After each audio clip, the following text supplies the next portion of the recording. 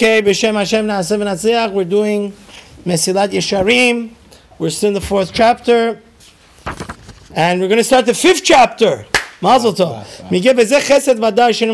So to review, we're saying, how do these two things coincide and work and synthesize together, Jason?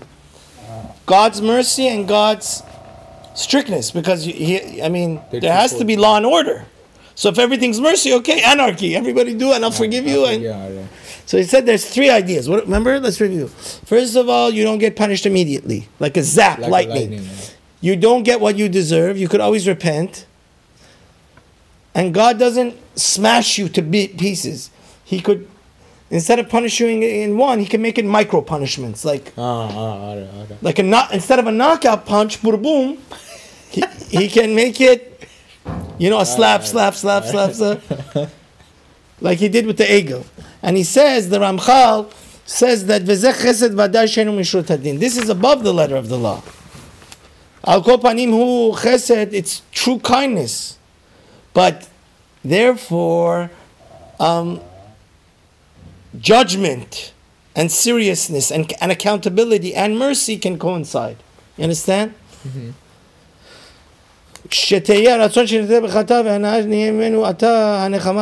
Because now God says, if you regret, right, repenting, the most deepest part of it, the most emotional part of it is you wish you hadn't done remorse. it. Yeah, remorse, exactly. And the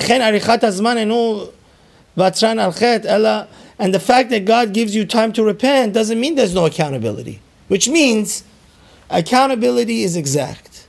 If you don't repent, you're going to have to pay the piper. But God doesn't foreclose so quickly. He gives you the opportunity and the time to reflect and come to your senses before he punishes you. God is very patient. Before him going and doing the surgery and making you, punishing you, he lets you fix yourself, which is a true grace of God. That's what God's mercy is. That's why God... And also, there's another tremendous thing. Remember I said that there's another tremendous thing, like Kaddish, Beram Mezakeh Abba. Why? You were a whole sinner your whole life, and now you have a good son that says Kaddish and does all these mitzvot. He could elevate you out of hell? That's true mercy. Of course, yeah. That's a different entity. Your son and you are different. But God says, no, since the son came out of you. See, God is always making creative ways for us not to get punished, because he's our Father in heaven, Remember we were talking about that guy, Voy Chas V'Sholom, Muchlish cheese. Yeah. So, Miksat nefesh k'chol nefesh. Or God says, if I take a little bit of the guy's life, it's like I took the whole guy's life. Like another kindness is, maybe the guy deserves to die for his sins, but he takes all his money. So he's still allowed to have pleasure from his wife and kids and take his kids under the chuppah. You understand? That's the Gemara in Psachim.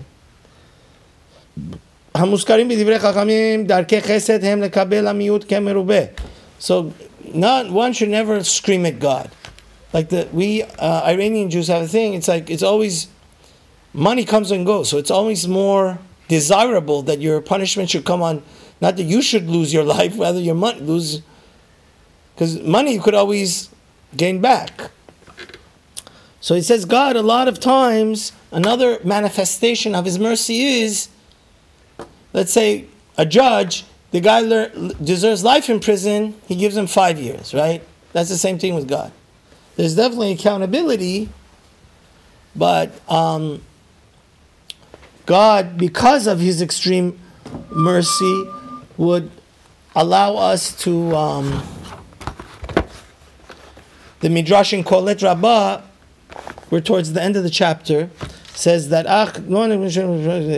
but still, accountability, midat hadin, justice, still, not these libertards that are perverted. And the guy gets away with everything, and they say, he didn't know he was a high on a sugar, on a Skittles, and let him go. God is not like that, chas v'shalom. Because God is the God of, that's why we have Rosh Hashanah and Kippur to do Teshuvah, right? כי כבר יש בהם טעם הניגון להחשיב אותם. But forgot to say, oh, let him, all the sins he did and he didn't repent and I'll just look over it. No, there's no, our God is not that God.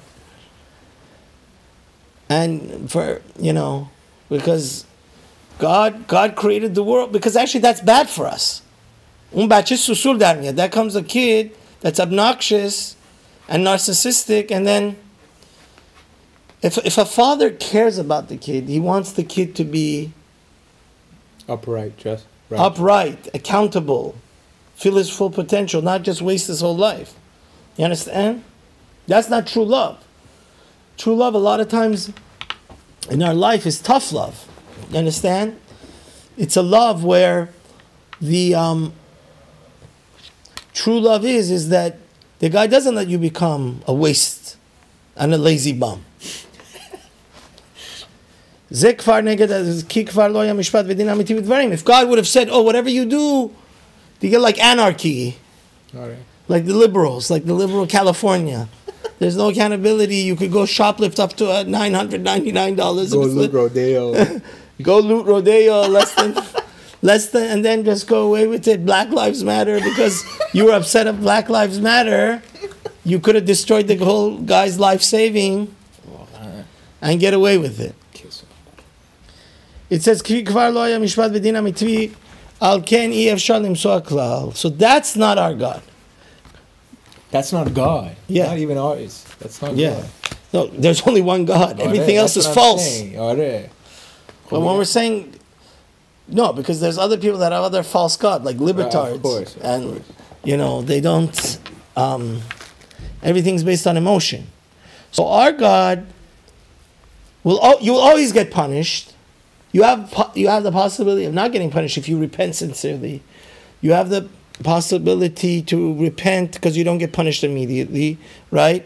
Sometimes God is going to take away all your money, something much less valuable than you're taking away your life, right? And this is always why you have to say Gamza Letova, right?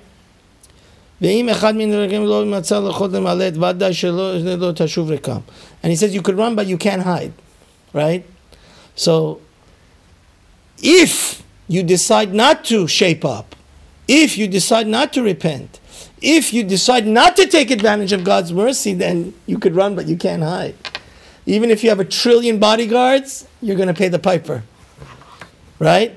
Because He's everything. He's in control of everything. Even the most powerful general or president or America with all its trillions of dollars of defense is nothing compared to God. So that's where God's midah of din, of strictness, of judgment comes in. You understand? It says, looking, the Talmud in Yerushalmi, in the chapter 2 of Ta'anit says, Ma'arich apeh begavad dileh. You know what that means? God is very patient, but in the end He will foreclose on what is due to Him. Because there has to be accountability. Or if not, it's anarchy, everything is mishmash, nobody respect their parents, nobody respect anything. And then, there has to be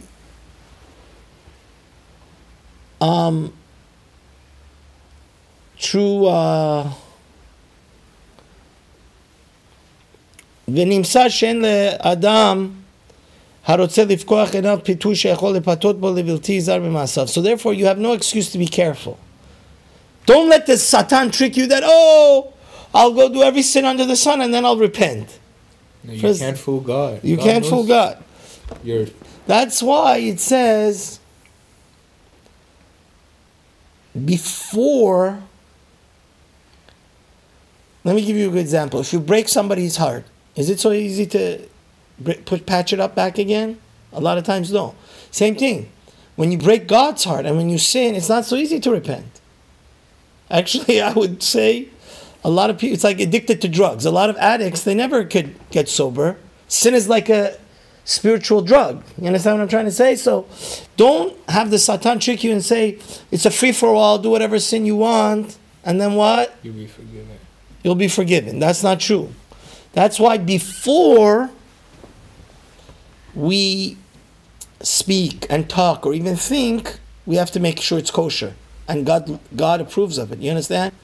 You don't want to get in this mud, stuck in this mud, in this quicksand of sin, and then try to get out and say, oh, God is going to forgive us. No, there's always going to be if you don't repent, there's accountability.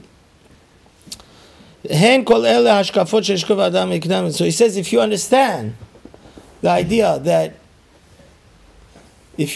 everything we do is being tape recorded and videoed, and we're going to have to answer for it unless we repent, and repenting is not so easy. Right. You have to go against, because we human beings are habits of our creatures. So he says, therefore we have to be betachlit hadikduk. Just like a person that is like a surgeon, heart surgeon, he's very careful, meticulous how he's going to act. That's in every action.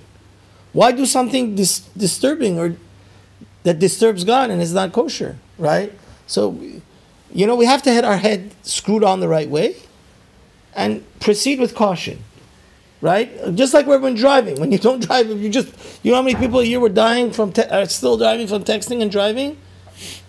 That's the same in life. In life, if you just put on autopilot and don't careful of what you're saying, which friends you have, You're heading for the ditch. You're going to, jump off the cliff. And then who says you're going to be? So now, we're getting to the 5th parak. The 5th chapter, you know what it's about?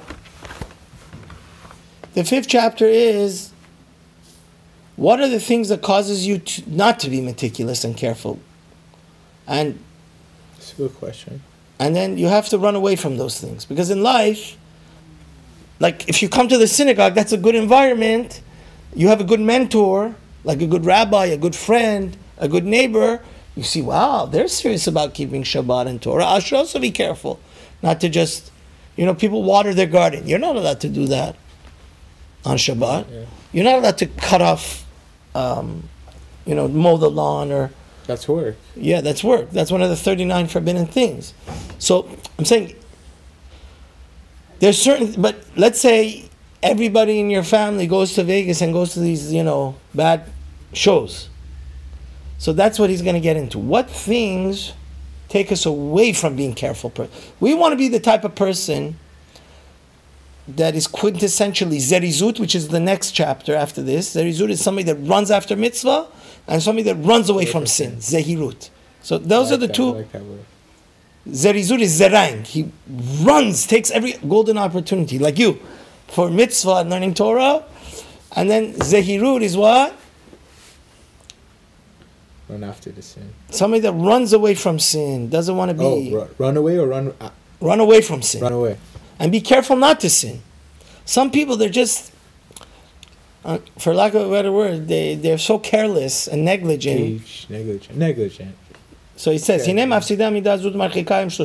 says 3 things cause you to lose this beautiful golden attribute of being a put-together person. Be with the program, be cautious, be calculated, not to just act like an animal, talk like an animal. Don't be on autopilot. Yeah. First thing that causes you to forget is when you become a workaholic.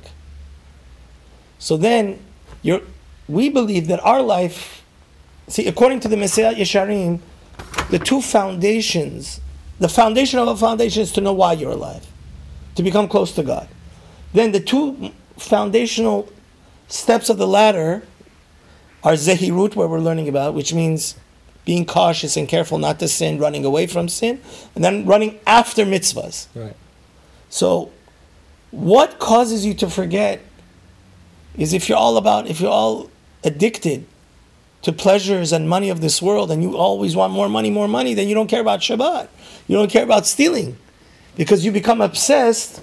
See, like there's another amazing book. Hopefully, we can learn that once. It's called about trusting Hashem and Chovat HaLevavot. A human being has to always be obsessed with something. Some people are obsessed with beautiful houses, cars, girls, money, watches. They're like yeah. So it says if you become obsessed with the money, then you're not going to be so careful anymore. The second thing, which is so toxic, is mascharabazi, mockery, and just this attitude of making fun of everything. Being frivolous. And everything's a joke and life is a joke. Be earnest. Exactly. You have to be earnest. And the third thing is bad friends. Bad company. Yeah. He says, we already talked about how there's a modern paro. There was an ancient paro, and then there's the modern paro, which is your work. It makes you so obsessed. He says, oh, my friend has a 5 bed. Remember how you were saying the other day, like, oh, it's the people that live above Wilshire. Oh. Their house is like Gan Eden, even though that you're 2 blocks under. So no, I'm not. It's a very big thing. If that becomes your whole goal, becomes to get that $10 million house, then automatically, more times than 99% of the time, learning Torah like you are now, or keeping Shabbat and everything else, if you become obsessed with that, you understand? Then you're not careful about being Shomer Shabbat and Shomer Torah. He says you become so fogged by these false goals because you think you're going to live forever and have this money forever that you're not careful about your actions anymore, and that you just do them negligible, just like without any thoughtless, and then a lot of them are very, very not good actions. It says, "Va'achachamim alehem hashalom amru havem me'et be'esek va'asek b'Torah." Our chachamim teach us work as little as possible. You know, you have to provide. Is no mitzvah like we were talking about once that your children should, God forbid, live a substandard life, but on the other hand, it's definitely, being addicted to luxury is not so good either. In the middle. In the middle is good. Yeah. So it says that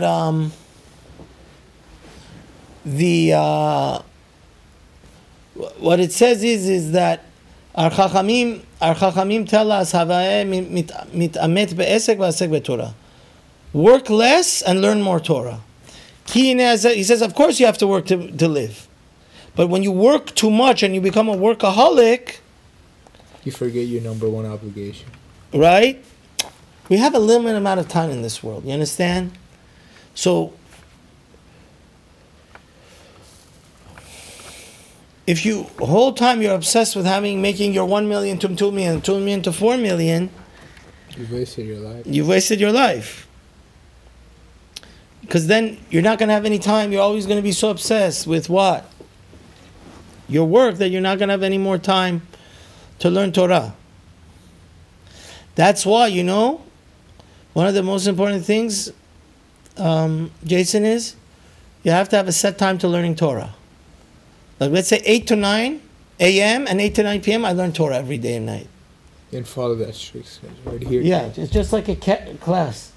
Because just like work, can you just not show up to work today? That time has to be so precious and you have to be so serious about it. It says, because what causes you to be? Hello, let's come back to the source of all sources. What causes you to know how important the service of God is, to be a true, faithful servant of God is, and to run away from sin, learning Torah? So if you don't learn any Torah any day, if you learn Torah once a month, your observance is going to be what? Mediocre. It's just like, imagine, the more you exercise, the stronger your muscles are. Same thing, the more you exercise your neshama, the stronger it's going to be. Your neshama is going to be. Like we learned, the whole book was based on Rabbi Pinchas ben Yair, that Torah brings us to Zehirut. Without Torah, there's no hope. Because the Torah is the antidote to the Satan. And kryptonite. Yeah, it says, V'lo amar etz chasid, somebody that's just a layman, that doesn't know any of the laws of the Torah, can he ever be a pious chassid? No.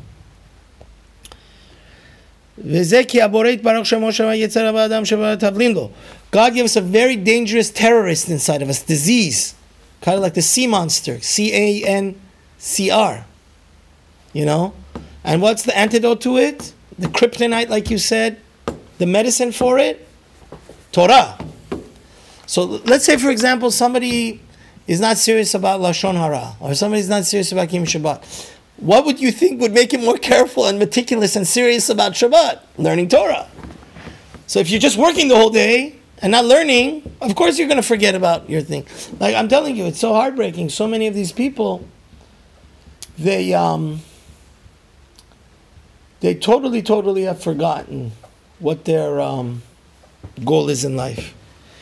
And it says, God says in the Talmud in Kiddushin, Barati Yetzahara, I created the evil connection, but I created the solution to it, the medicine for it. What's that? The Torah. Oh, this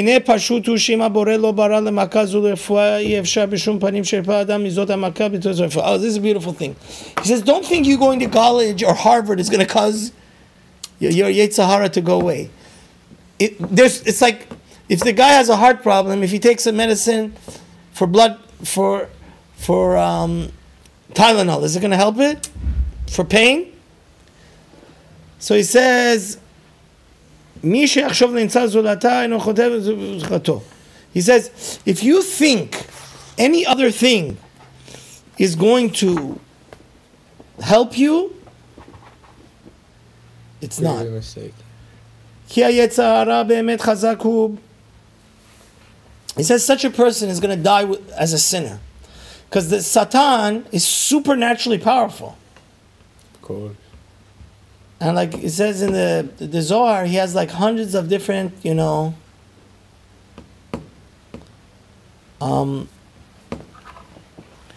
hundreds of different ways of making us sin. Through depression, through anxiety, through bad friends, through the smartphone that makes us so silly. So it says, and he says actually, he says sometimes, let's take that workaholic person. That workaholic person one day could have been like a guy that was in yeshiva for many years. But afterwards he gets obsessed with money, no honey, and then money becomes his God. And then, after 20 years that he's just caring about money and everything else, is second-class citizen, his Torah learning, you don't even recognize him. He's a different person. He's mostly under the jurisdiction of who? Satan. Let's say you go to 300 different psychologists and high school and the best university in the world. It's still not going to solve your Yetzirah. Only the Torah teaches you how to get close to God. You understand? Not yoga, not any of this nonsense. Not that it's not good for you to relax, to stretch, to keep. Yeah, you could do everything, but don't mistake. Don't make false Torahs. Don't take. Only God's Torah is the solution. No, use the good analogy. Yeah. You have major depression, you take Prozac, not Tylenol. Exactly. It says, it says that's the tragedy, that your soul you become soulless, and then you just pass away, and you don't even realize how deep you're embedded in, far away from God. Right. What is this exactly? He brings our analogy. He says it's like a good doctor that tells you to take so-and-so medicine. He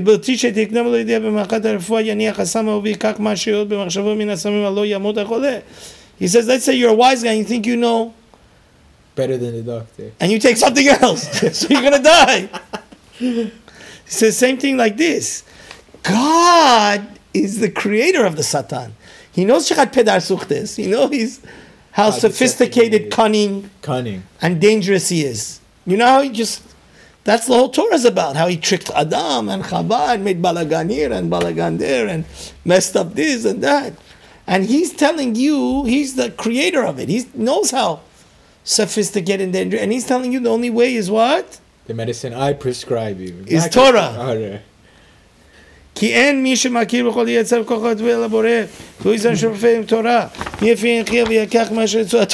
you think you're going to live if you take something else that God didn't prescribe? God is the Baruch Atah Hashem Rofech Ol. He's the doctor of all doctors. Vadai shechoshech achomid yelech v'yitgaber madriga madriga. He says if you stop learning Torah, you're just going to go darker and darker and deeper into what? Sin. Until you don't even know that you're a sinner. And you're totally like liberals, these lefties. They don't even know what truth is anymore. They make up their own truths. There's no respect for parents. There's no respect for family. What's dark, whatever's darkness, they call light. Whatever we know as light, they call darkness. And he doesn't even know to go after the truth anymore. But he says, he says, if you learn Torah deeply and properly, right? You see how serious it is. You see the punishments. You see how great God is. Why do you want to disappoint your Father in heaven that loves you so much? God says, don't take poison. Every sin is a type of satanic poison. Such a good night. The liberals are like this.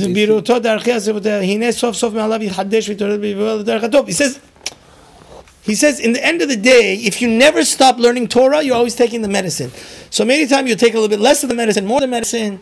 How did you still Maybe you'll do other bad things, but at least since you're on the medicine, you're not blinded. Right.